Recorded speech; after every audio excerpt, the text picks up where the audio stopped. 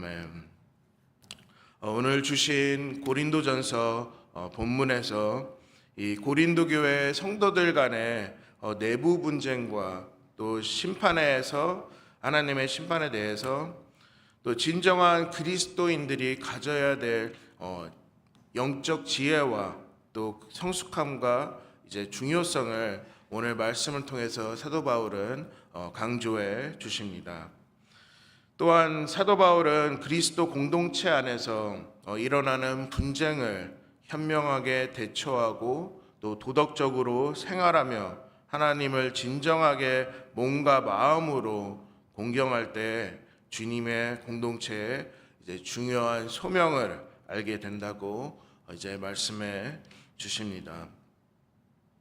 본문을 앞서 고린도 교회는 이 사도 바울이 2차 전도 여행 중 1년 6개월 정도 이제 그곳에서 복음으로 이제 전도하고 전파하면서 또 유대인과 또 헬라인으로 세운 교회였습니다. 또한 고린도서는 이 사도 바울이 3차 전도 여행 중 에베소에서 그 고린도의 교회에 대한 여러 가지 소식을 이제 접하게 되면서 이제 보낸 서신이라고 봅니다. 계속해서 고린도 교회를 위해 이제 사도 바울의 지침은 세상의 법과 하나님의 법을 분별하며 또 하나님의 소중한 공동체의 진정한 소명의 중요성과 또 역할에 대해서 이제 오늘 말씀으로 풀이를 해주십니다. 오늘 본문 6장에서 이렇게 고린도 교회 성도 간의 다툼과 이제 분열을 통해서 세상의 법에 또 세상의 법으로 해결하려는 이 성도들의 모습을 제가 1절을 통해서 보게 됩니다. 이 한 성도는 자신이 다른 성도로부터 부당한 대우를 이제 받았다고 또 믿고 또 거기에 문제를 해결하지 못하고 이제 세상에 있는 이 법정으로 이제 정의를 구하게 되는 일이 생기게 됩니다. 이제 사도 바울은 성도 간의 이 문제와 이 분쟁 사이에 이 세상의 법정에 의지하는 고린도 교회 성도들의 태도를 이제 불의라는 말로 이제 종교적인 용어로 그들의 잘못된 사고 방식을 이제 알려주게 됩니다. 이제 2절과 6절을 통해 이제 사도 바울은 그리스도의 성도들 간의 이 분쟁에 대해서 세상을 찾는 것이 이제 그 해결책이 아니라는 것을 이제 짚어주시는 부분에서 항상 그는 현명한 그리스도인이라면 자신의 문제를 충분히 판단할 수 있어야 하며 또 예수 그리스도와 함께 한다면 자비로운 하나님의 법을 따라 올바른 판단과 선택으로 이제 살아가길 원하신다고 이렇게 말씀해 주십니다. 3절에서 사도 바울은 똑같이 성도들이 하나님의 진리와 법을 이제 판단하게 된다면 다시 한번 주님이 강림하시는 날에는 하나님이 천사들 중 이 사악한 천사, 그러니까 즉 사탄을 구별하시고 또 심판하신다는 말씀도 이제 3절에서 덧붙여 이제 알려 주십니다. 이렇게 사도 바울은 하나님의 법으로 모든 것을 심판할 수 있는 특별하고 이제 경이로운 이 공동체의 역할을 이제 알지 못하는 그들에게 또 쉽게 분쟁과 싸움 속에서 이제 제대로 판단을 못하는 이제 성도들을 이제 4절부터 5절을 통해서 이렇게 질문해 주십니다. 이러한 특권을 주신 주님과 또 주님의 공동체의 관계에 이제 중요한 소명의 뜻을 가지고 있다는 점을 저희는 이제 4절과 5절에서 볼 수 있습니다.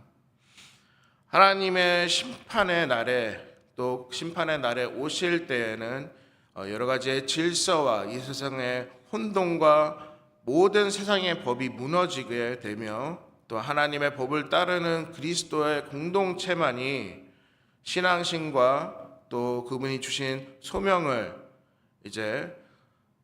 소명으로 평화를 가지게 되며 또 고린도 교회 성도들에게도 이 공동체의 소명과 또 그들이 하나님의 법을 왜 따라야 되는지를 6절에서도 말씀해 주십니다. 어떻게 보면 사도 바울은 자신이 로마에서 직접 겪었던 이 요한복음 22장과 25장에서 이 로마 법정에서 자신의 권리와 자기가 무죄로 잡혀왔다는 것을 호소했을 때를 떠올리며 말씀해 주십니다. 6절에서 형제와 더불어 고발할 뿐더러 믿지 않는 자들 앞에서 하느냐, 너희가 피차 고발함으로 너희 가운데 이미 뚜렷한 허물이 있나니 차라리 불의를 당하는 것이 낫지 아니하며 차라리 속는 것이 낫지 아니하냐. 너희는 불의를 행하고 또 속이는구나. 그는 너의 형제로다. 즉 사도 바울은 세상의 법에 정의를 구한다는 자체가 그 의미가 하나님의 법을 어기며 불의라는 점을 바울은 비판하게 됩니다. 하나님을 먼저 신뢰하며 또 의뢰하는 마음가짐이 그들에게는 필요했고 또 다시 한번 이 문제로 사도 바울은 성도들에게 알려주게 됩니다. 그리스도인들은 이 하나님의 원칙에 따라 스스로 특정 문제를 성도들 간에 해결해야 된다고도 알려주십니다.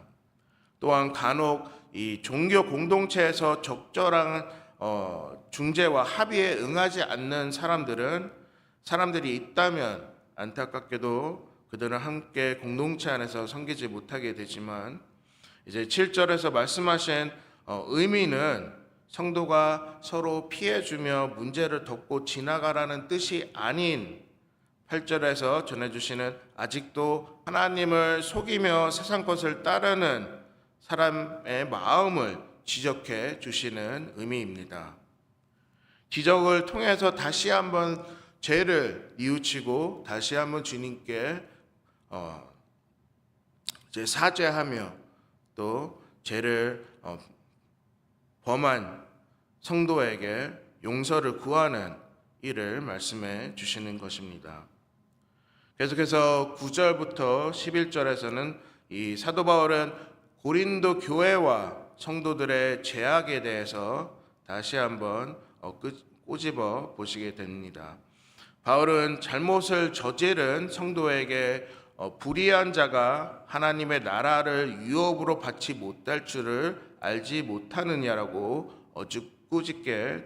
꾸짖었습니다. 사도 바울은 기독교인이 양심 없이 다른 형제, 자매들을 속일 수 있다면 그가 과연 기독교인인지 공정에게 질문을 받고 답변을 해야 된다고 알려주십니다. 또 덧붙여 바울이 말하는 이 불의한 자란 사기꾼, 우상 숭배자, 간음자, 동성애자, 소더마이트자, 도둑, 반역자, 여러 가지의 나쁜 죄에 대해 또 그 죄의 특징에 대해서 속한 사람들을 이렇게 하나님의 나라를 물려받지 못한다라고 강조해 주십니다. 계속해서 9절부터 10절에서 사도 바울은 이러한 사람들을 죄로 묘사하기 때문에 이러한 죄들로 인해 그들의 삶이 지배가 되고 특징지어 되는 이 사람들을 의미하게 됩니다. 마지막 11절에서 사도 바울은 이 고린도 성도들 중 일부도 마찬가지로 죄를 짓고 또 죄를 지을 수도 있고 이들은 하나님의 나라를 물려받지 못할 사람들이지만 결코 그들을 사랑하지 않거나 무관심하거나 포기하지 말라고 전해 주십니다. 대신에 그들은 예수 그리스도 안에서 이제 구원의 메시지를 전달하며 또 그분의 백성을 죄로부터 구원하실 것이라고 이제 또 격려의 말씀을 전해 주십니다. 이처럼 고린도 그리스도인들과 저희들에게도 이제 요점은 분명합니다. 바울은 분명히 과거형으로 말씀을 전해 주셨습니다. 이러한 불의한 것들은 기독교인의 삶을 살아가지 못하게 한다는 점입니다. 저희는 하나님의 영 안에서, 선한 영 안에서 죄를 깨끗이 씻어 주셨고, 또 하나님의 자비로운 법으로 의롭게 이제 살아갈 수 있고 바른 삶을 인도해 주셨던 것을 저희는 알고 있습니다. 오늘 말씀을 묵상하며 정리하는 시간을 갖습니다. 고린도전서 5장에서는 사도 바울은 고린도 교회 교회 내에 심각한 부도적 사례들, 죄들을 밝혀 주셨습니다. 바울의 지침은 하나님의 소중한 공동체로서 개인의 영적 문제와 잘못된 판단과 또 선택한 그런 죄로 인해 공동체가 흔들리며 위태로운 상황에 처한 것을 방지하기 위해 그렇게 고린도 성도들에게 리마인드를 전해 주셨습니다. 사도 바울은 계속해서 고린도 교회의 안일함을 지책하며 또 그리스도 안에서 새로운 창조물로 살아가는 순수함과 성실함, 또 주님의 진리와 은혜로 그들을 불러주심을 다시 한번 기억할 수 있게 알려주셨습니다. 또한 오늘 본문 6장에서 이 고린도 성도들 간의 내부 분쟁과 심판에 대해서 진정한 그리스도인들이 가져야 될 지혜와 영적 성숙함에 대해서 또 그 중요성에 대해서 강조해 주셨습니다. 교회 안에서 일어나는 분쟁을 현명하게 대처하고 또 도덕적으로 생활할 때 하나님은 저희의 몸과 마음을 통해 또 중요한 소명을 전해 주신다는 점을 배웠습니다. 세상 속에서 알려주는 세속적인 법에 의존하지 않고 오직 영적 지혜와 또 문제들을 해결하는 참된 그리스도인들의 정체성과 주님이 새로 주신 이 새로운 새 삶의 정체성을 다시 기억할 수 있는 시간을 주셨습니다. 또한 바울은 불성실한 자들은 하나님의 나라를 물려받지 못할 것이라고 경고도 해 주셨습니다. 한때 저희들도 죄인이었고 또 육체의 죄로 비도덕적인 생활에서 벗어나게 해주신 하나님을 존중하며 영광을 드리며 살도록 오늘 다시 한번 사도 바울의 말씀을 통해서 그리스도의 삶의 방향을 바로잡아 말씀해 주셨습니다. 또 오늘 묵상 범위인 마지막 7장에서도 이 사도 바울은 결혼의 각 배우자의 역할과 또 책임, 또 결혼의 신성함, 또 독신의 가치에 대해서 하나님의 지혜를 대신 전해 주십니다. 또한 이혼과 재혼, 또 혼신 결혼에 관한 부분에 대해서도 다시 한번 고린도 성도들에게 조언을 해주시며 성실하게 이 모든 처지에 있는 성도들에게 성실하게 거룩하게 다시 한번 주님 앞에 나와 주님을 위해서 살아가기를 알려주십니다. 사도 바울은 고린도 성도들이 하나님의 영광을 위해 주어진 각자의 지위에 잘 관리하면서 또 하나님을 위해 분열되지 않고 수고하며 헌신하는 그런 순종하게 살아가는 종들을 또 자녀들을 권장을 해 주십니다.